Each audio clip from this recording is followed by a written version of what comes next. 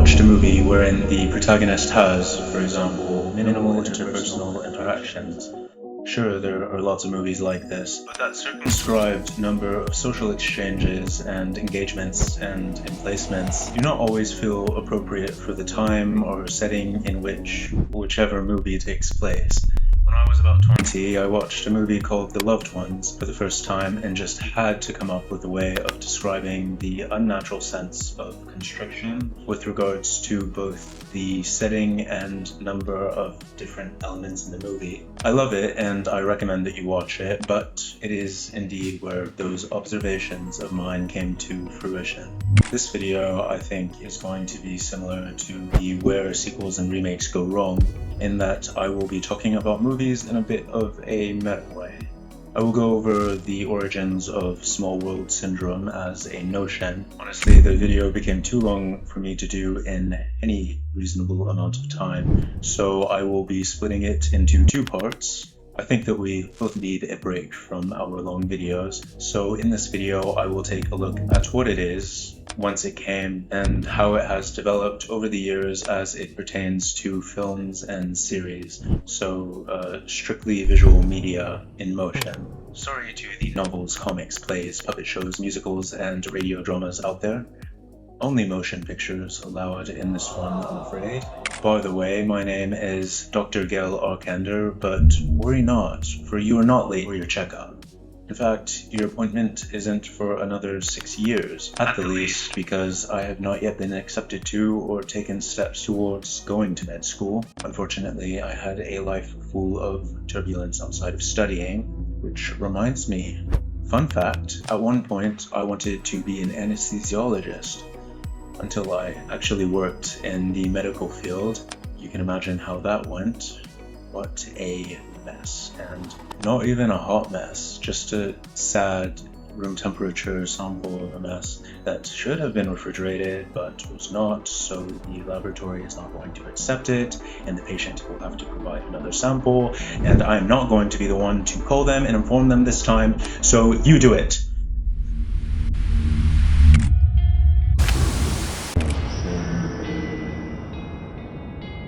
A group of signs and symptoms that occur together and characterize a particular abnormality or condition, or a set of concurrent things such as emotions or actions that usually form an identifiable pattern. Losing myself in movies and connecting with them can be made taxing because a lot of the time the movie's very premise hinges upon its world's or its reality's constriction, its circumscription. Prescribe, circumscribe, similar words but with different meanings. You know what? I'm going to make a video about how there are 29 words ending with scribe, all which have the suffix scribe. Is anyone interested? Probably not, but time for a life lesson. After a long life, I have learned that sometimes when life tells you to grow lemons, you have got to just drop the gardening supplies and go make a video unrelated to all of your others instead. Brace yourself. This is not only a video about this narrative tool and the reasons for which it has become almost sort of a flaw in filmmaking a lot of the time, but what it says about human nature and what the use of this device says about the people who misuse it.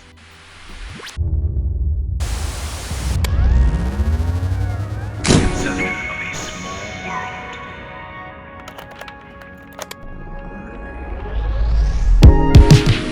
Small world syndrome, also known as the small world phenomenon, also known as the 6 degrees of separation, is, with regards to cinema, a narrative technique whereby intricate plots are created wherein characters' lives intersect with one another, but perhaps unusually so. If done well and intentionally, then this might highlight themes such as the interconnectedness of humanity or fate, like everything happens for a reason. With regards to, but not limited to, people, two or more unrelated or otherwise distant parties come together to bolster themes such as those aforementioned, as can be seen in many feel-good movies like every Jane Austen book adaptation. Our narratives can be structured around the intersection of these disparate people's lives, as seen in those buddy movies where two very different people come together because they have to, but stay together because they want to. Deadpool and Wolverine was the last movie I saw that fits that description. However, there are many more movies that came out even just this decade which fit and better pay the bill. It is very overdone, but these buddy movies can vary vastly. And then sometimes it just manifests as the protag having very small social circles, caring not to interact with the extras. So it is a narrative technique. It certainly can be, yes, but it is not always consciously or deliberately implemented. It can happen when there are budgetary constraints which limit the amount of extras with speaking lines you can hire, the number and quality of sets built, the locations you can afford to clear for filming, etc. I know that in the Confederate States, for example, people have to be compensated for their time on set, which is probably a good thing, seeing that a lot of actors need these early small roles not just so that they may get their foot in the door, but to economically sustain themselves. But it does mean that incorporating randoms can be or become quite expensive. Implementing this for the sake of practicality and economization can be done skillfully, or it can be done in ways that do not always feel quite right. Usually, if the issue is that the budget for a movie is only so much, then it comes down to whether a small cast and or limited number of locations make sense for the narrative.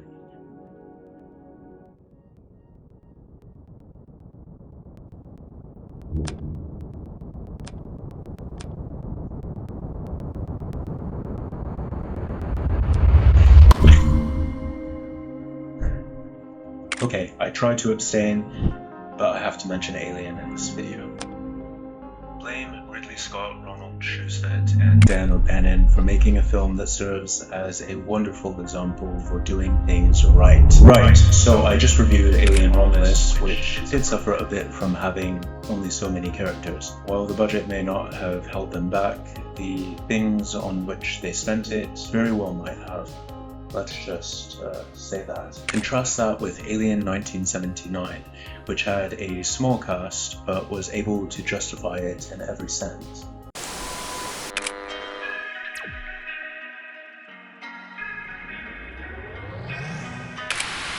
Why were there so few crew members? The ship is somewhat self-regulating, so the people there are really just managers.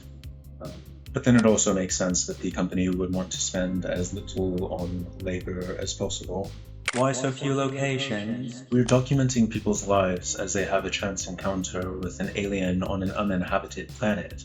It is just hours, if not days, of their life, so to just how many places do you expect them to go? What about repetitive exchanges with the same few people? Of course, they are going to interact with one another regularly, or that is their job. Where do they come from? I do not know. Not that it is relevant to this succinct period of time. The viewer needn't concern themselves with that which is not pertinent. Contrast this with Alien Romulus, which shows us the planet whence our cast of youths came. We see their birthplace and home, so it is seemly that we sum up these people's qualities in the back of our minds to see if they add up or not, because we know so much more about them. We certainly have a better idea of where they are going in Romulus than in Alien, and like I said, we know they are going to a better place, not merely returning to their home planet or station for some time while they seek a new job or contract.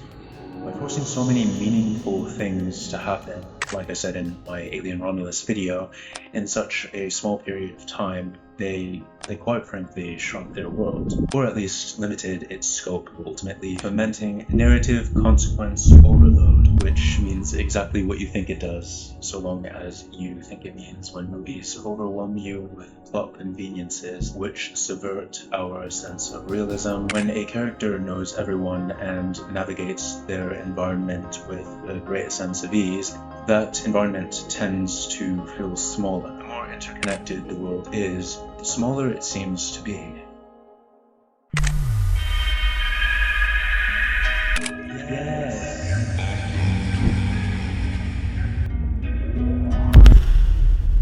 Yes, small world syndrome has its roots in social sciences, where it refers to a concept realized by the Hungarian author Kleinfeld, who wrote a series of short stories at the end of the Roaring Twenties, one of which was Lanzenek, which translates to chain links. It explores the idea that any two individuals in the then ever-evolving world may be but 5 connections, one of which being a personal one, apart from every one of the 1.5 billion people on the planet at that time. He explores this concept in abstract terms, positing that the world is shrinking as human density grows and we become ever more connected with people all around the world. His work was possibly the earliest consideration of what would evolve into network theory and a topic of discussion for professionals of many fields like maths and psychology in the coming century.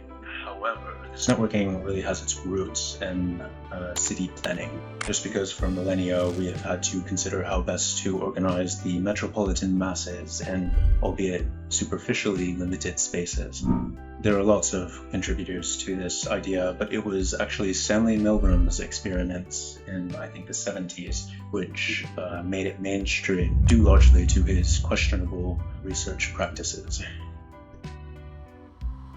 Long story short, he published an arresting anecdote in Psychology Today rather than in a peer-reviewed journal. So, in other words, he did not share the statistical data from the experiment right away, but the equivalent of a paraphrase of it all. Ergo, wrong conclusions were formulated. In case it's not readily obvious, that is problematic because the data he collected did not actually necessarily support his conclusions, suggesting some researcher bias, the kind of thing that makes academics foam at the mouth. What I found in the Milgram papers in the Yale archives was disconcerting and cast doubt on the validity of his findings. Milgram did not publish in Psychology Today the statistical results of what he calls his first study, where starters, the people at the beginning of the chain, in Wichita, Kansas, tried to reach an obscure target, the wife of a divinity student in Cambridge. It was revealed that 60 people had been recruited as starters from a newspaper advertisement in Wichita, and 50 chains had been started. Just 3 of the 60 documents 5% reached the wife of the divinity student, and they passed through an average of 8 people. 9 degrees of separation, wrote Judith S. Kleinfeld in a meta-analysis of Milgram's work. To be fair, Stanley Milgram only ever suggested 6 connections as a median, so not the maximum number of connections to be made to reach any one person on the planet. However, we may extrapolate information from that low completion rate of 5%. Let's bring social constructs into this, shall we? In a subsequent study by the beloved Stanley Milgram, the presence and effects of social divides shone through, explaining why the completion rate was so low. This new study not only started with white people in Los Angeles, of all places, but people who were solicited through a mailing list, which Milgram bought. And then in case you are not familiar with mailing lists, they are or were essentially email address lists, but with people's home addresses. This is how, for example, you get spam calls, spam emails. If you are on one of these lists, then that means that you and information on you, at least superficially, was deemed valuable, worthy of purchase. In other words, you are most likely middle to upper middle class. What is the sole metric for deciding to solicit? Income. And the middle class has disposable income. Of course, there's no definitive numerical metric by which to measure your class, but you know what I mean. So, these dominantly white people tried to reach both white and Negro targets in New York. I will just say black from now on, just because that term has been outmoded. Keep in mind that this was the 1970s in the United States. Need I say more? Of the 217 chains started and directed toward black targets, only 13% got through, compared to 33% of the 270 chains directed toward white targets. The results suggest, again, that far from living in a small interconnected world, we live in a world with racial barriers.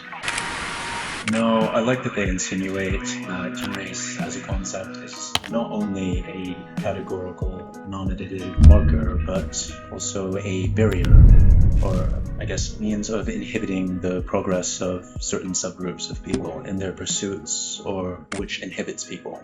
So it is a barrier. A barrier much like class, which also happens to factor into this supposed phenomenon. Let's look at race and class, for example, for now. They both denote social constructs, as in they are not exactly measurable with regards to class.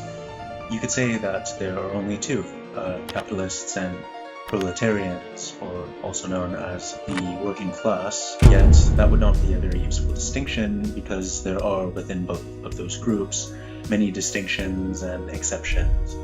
In other words, they are not concrete, so to derive from them a basis for hierarchy would be false quantification. Yeah, that would not be a very useful distinction. They are not concrete, so to derive from them a basis for hierarchy, which has historically been perpetuated and weaponized by those in power, by governments, would be a false quantification, which is when you try to conclude something objective from qualitative data, like determining that someone is happy because they are smiling, or that I am in secondary school just because I am wearing a school uniform. No, it's for OnlyFans. Stop jumping to conclusions with insufficient data. If someone's race outside of this modern context does not really say anything about a person, then it's a terrible metric for assessing that person's value.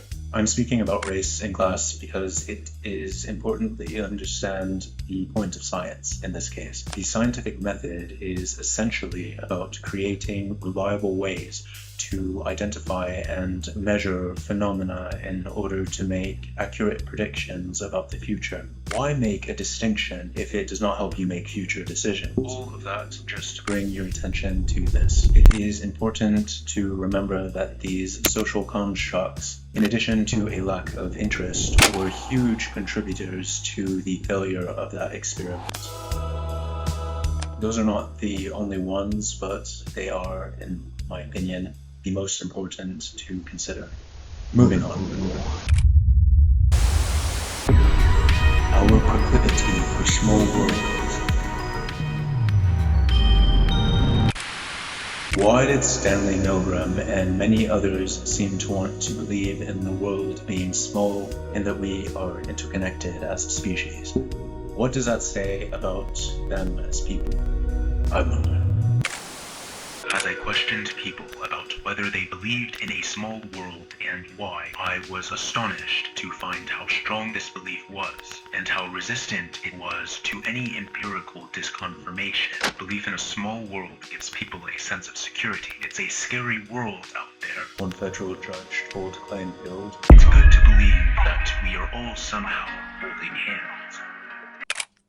I believe that outside of religion and other cognitive frameworks developed by man over time, it is an innate sense of ours, this idea that we are better off together than apart, that we should work together as a human race rather than as a collection of races or individuals independent of one another and accountable to no one else. This value of solidarity has been debased over the years because that is in direct opposition to the strategy that governments have been employing for millennia at this point. And that is the whole divide and conquer strategy. It's a manufactured division of people who would probably otherwise unite with one another in unity because we are most productive that way, because we are most threatening that way. Those social constructs I mentioned before, while they were probably not expressly defined with the intention of fracturing communities for the worst, are man-made nonetheless and tend to serve to reproduce ways of thinking, cognitive frameworks, which benefit the group who oversees that whole fragmentation effort. Believing that our world is so very interconnected because we want to believe that there is something valuable about other people's existences, about our own existences, regardless of the scope of their impact, is an appeal to humanism. It is evidence of our humanity, or the humanity that most of us have. This is unfortunately where we must acknowledge the misappropriation of this technique and networking concept by people who are either not amply aware of the basic tenets of world building, do not care / ignore them, or who are not familiar enough and thus cannot shape their work around those fundamentals.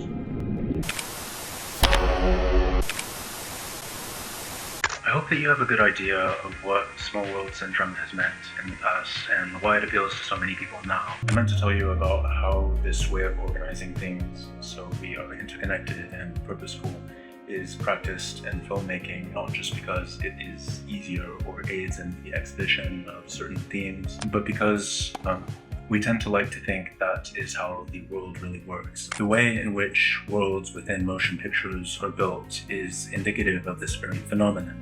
Consequently, when a world is not intentionally deflated, we are seeing the manifestation of this phenomenon's effect on people who are ill-equipped to build better worlds, so to speak.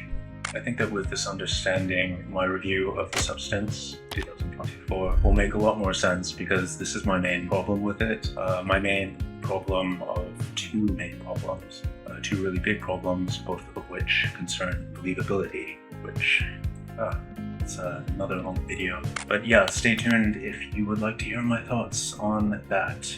I will definitely go more into how small world syndrome actually looks in a movie beyond just the Alien series. In the meantime, I guess that I need to start advising that you like and share this video if it is not already done. Just kidding, I will find my own way to deliver that reminder.